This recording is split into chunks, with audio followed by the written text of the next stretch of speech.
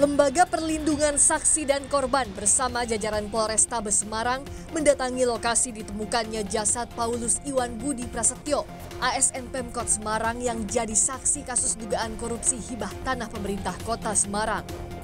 LPSK pun membaca secari pesan yang ditinggalkan keluarga untuk korban.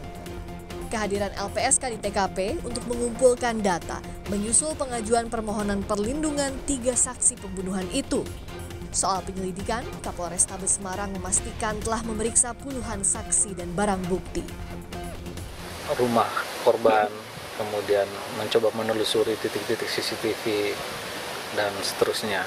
Termasuk melakukan pemeriksaan terhadap saksi yang sudah kita minta keterangan, khususnya saksi yang urgent menurut kami. Meskipun sulit, namun keluarga ikhlas dan menyerahkan penyelidikan sepenuhnya kepada polisi. Tapi saya tetap berserah sama Tuhan. Bagi kami dari tanah akan kembali ke tanah. Maka kami saat ini ikhlas lah. Saya percaya pihak polisi akan bisa menyelesaikan masalah ini. Hingga kini polisi belum menangkap pelaku pembunuhan Paulus Iwan Budi. Sedianya, Iwan menjadi saksi dugaan korupsi penyalahgunaan aset di Badan Pengelola Keuangan dan Aset Daerah BPKAD Kota Semarang. Namun 24 Agustus lalu hilang hingga ditemukan tewas dimutilasi dan jasadnya dibakar. Kasus ini berkaitan dengan proses pembuatan sertifikasi tanah dengan alokasi dana sebesar 3 miliar rupiah dan baru digunakan sebesar 300 hingga 400 juta rupiah. Tim Liputan, Kompas TV. Soal permohonan perlindungan saksi kunci mutilasi dan pembakaran ASN di Semarang, kita tanyakan langsung kepada Edwin Partogi, Wakil Ketua LPSK. Selamat petang, Pak Edwin. Selamat petang, Mbak Friska. Sampai petang ini, status permohonan perlindungan untuk para saksi kunci di kasus ini seperti apa?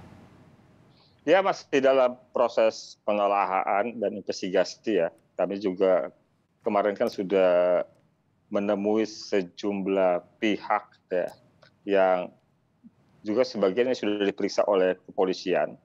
Kami mendalami dari sekitar 10 orang saksi ya, dari peristiwa ini. Kami juga menelusuri rute perjalanan dari saksi dari korban ya, korban Pak Iwan ini, termasuk juga mengunjungi TKP. Begitu Mbak Priska. Oke, dari 10 orang saksi ini termasuk 3 yang mengajukan, Pak Edwin. Betul? Sejauh ini ada 3 yang mengajukan permohonan perlindungan? Betul, sejauh ini ada 3 orang yang mengajukan permohonan perlindungan. Oke, mereka ini siapa saja? Ya, orang-orang yang memiliki keterangan yang dapat menunjukkan siapa pelaku, dugaan pelaku dari peristiwa pembunuhan terhadap korban Pak Iwan tersebut. Oke, dasar permohonan ini karena permohonan ke LPSK harus diajukan oleh orang yang bersangkutan ya, Pak Edwin. Apa saja alasan dari permohonan itu diajukan? Apakah ada ancaman misalnya? Sejauh ini belum ada ancaman, tetapi ada kekhawatiran dari ketiga orang tersebut karena para pelaku kan belum ditangkap sehingga saat ini ya, sehingga kan artinya juga bisa saja para saksi ini kemudian menjadi sasaran dari pelaku. Jadi kekhawatiran itu yang menjadi dasar pemohon 3 orang saksi ini mengajukan permohonan perlindungan ke LPSK. 3 saksi ini apakah ASN juga misalnya atau keluarga atau kerabat atau bagaimana? Bukan ASN, bukan kerabat. Oke, tidak kenal dengan korban atau kenal dengan korban atau terduga pelaku? Tidak kenal dengan korbannya. Tapi apakah terkait dengan kasus korupsinya atau dengan pembunuhan mutilasi ini? Terkait dengan kasus pembunuhannya ya. Oke. Nah, jadi tapi 3 orang ini kemungkinan besar mengetahui siapa terduga pelaku atau bisa mengarahkan fakta ke arah terduga pelaku begitu ya? Iya, keterangan 3 orang ini yang mengarahkan kepada terduga pelaku. Sehingga keterangannya masih penting untuk pengungkapan tentang peristiwa pembunuhan terhadap ASN ini. Oke, karena status permohonan perlindungan yang masih didalami, tadi Pak Edwin sebut berapa lama waktu yang dibutuhkan? Setelah kemarin juga datang ke TKP, bertemu dengan para saksi, melihat juga rute perjalanan dari korban. Ya, saya rasa dalam waktu cepat akan kami proses, kami sampaikan ke rapat pimpinan LPSK untuk segera diputuskan. Karena proses pemeriksaan terhadap para saksi ini masih terus berlangsung di kepolisian. Nah, Ya. proses kemarin juga kan Pak Edwin bersama dengan Kapolres Tabes ke lokasi.